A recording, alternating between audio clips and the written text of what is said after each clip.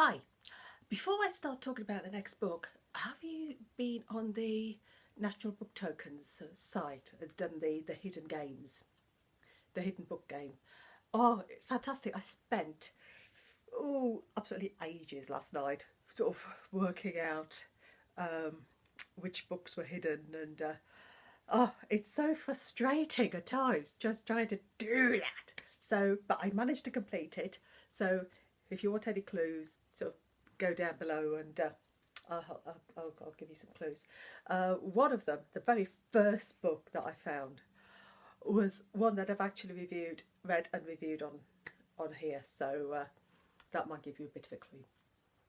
Anyway, the book I'm talking about today is one of my charity shop hauls, and it's She Is Not Invisible by Marcus Sedgwick.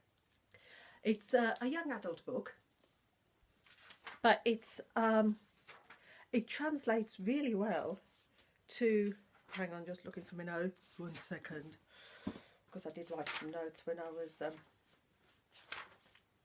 while I was reading it. So it's always helpful just to jot things down when you think about them.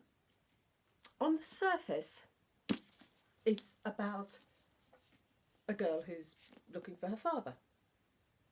Yeah, that's on the surface. But underneath you have got, and if I can just pick some pieces out, here we are. You've got pages of notes about Carl Jung, about Einstein, about coincidence and probability. Her father, the father that she's looking for, is obsessed with the idea of coincidence, and he wants to write this masterpiece about coincidence, and it's overtaken his life to the point that maybe his relationship with his wife isn't working because of this obsession that he's got. The fact that the author puts all these notes in here as part of the book, he's not talking down to his audience, and that's what I loved about this. That's a young adult book. He is treating his audience with respect.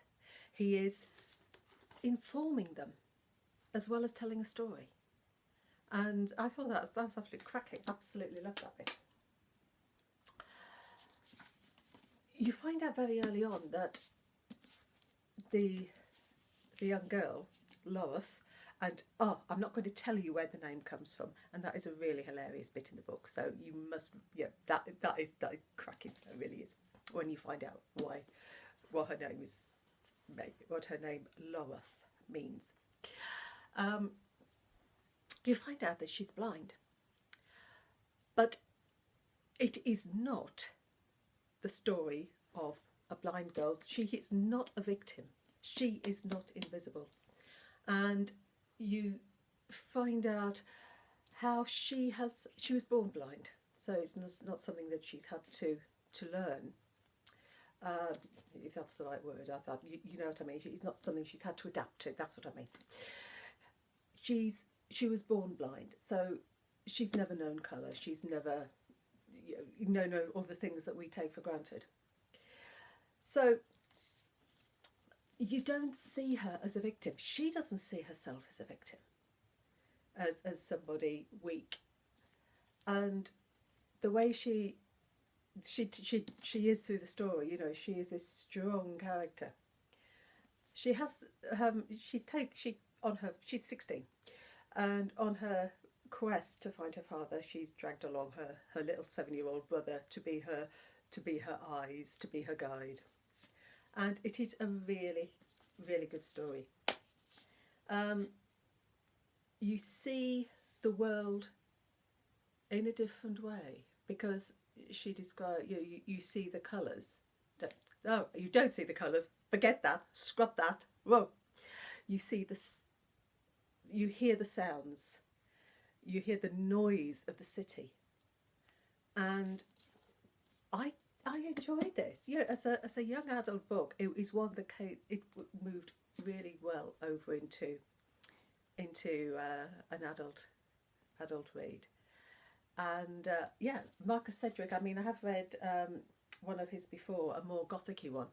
And do you know, I should have looked at the title of this before I started this. Can't remember. What I'll do is I'll put it when I'll write it in the notes because I cannot remember, and this is going to really bug me now that I cannot remember. It's something to do with Love is Bleeding or so. Oh, hang on, has it got the titles? No, it's not. No, that's not the one down here. Honestly, no. Normally they have a nice long list of their other books, but they haven't on this one. So frustrating. Anyway, so it's the story of a girl who's blind searching for her father in New York. But you do not see her as a blind person, you see her as a strong character. And you also see the battle she has with the way people treat her when they discover that she's blind, because she tries very hard not to appear blind, because she knows that people will immediately start talking loudly or talking over her to somebody else, and and making her invisible.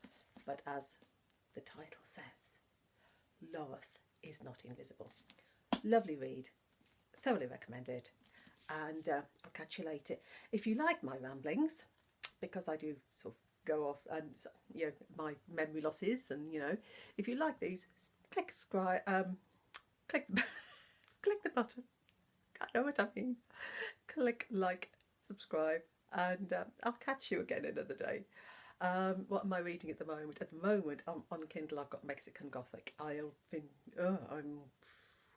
Kindle. I'm about 73% of the way through, so I'll finish that in a couple of days. Gothic horror. I'll talk about that one later. And the Goethe one. I'm reading that at the moment as well. So catch you later. Take care. Stay safe. Bye.